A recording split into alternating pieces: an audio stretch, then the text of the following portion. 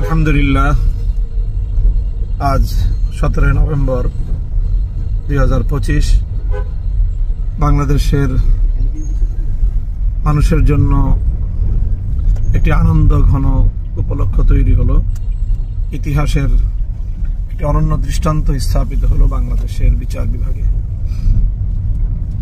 বিগত 2024 সালের জুলাই বিপ্লবের সময় নিরীহ ছাত্র জনতা সহ দেশপ্রেমিক নিরপরাধ মানুষের উপর নির্বিচারে হত্যাযজ্ঞ পরিচালনার দায়ে ইতিহাসের বর্বরতম ঘৃণ্যতম নরঘাতক স্বৈরাচারী শেখ হাসিনাকে মৃত্যুদণ্ডের ঐতিহাসিক রায় প্রদান করেছে আন্তর্জাতিক অপরাধ ট্রাইব্যুনাল।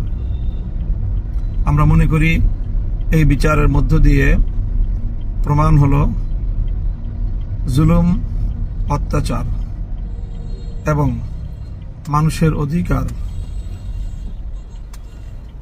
হরণ করে নিস্তার পাওয়া যায় না। দাম্ভিক স্বৈরাচারী শেখ হাসিনার এই পরিণাম বাংলাদেশের আগামী সকল শাসকদের জন্য একটি দৃষ্টান্ত হয়ে থাকবে।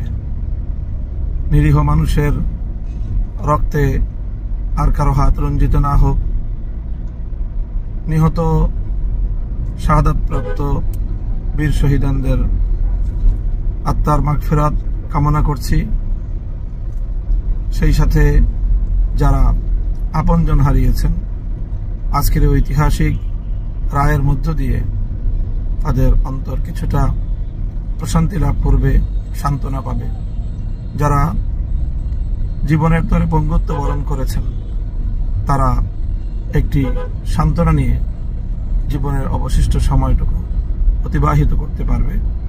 বাংলাদেশ ফ্যাসিবাদ মুক্ত, স্বৈরতন্ত্র মুক্ত একটি সুন্দর বাংলাদেশের দিকে এগিয়ে যাবে প্রত্যয়দীপ্ত কদমে।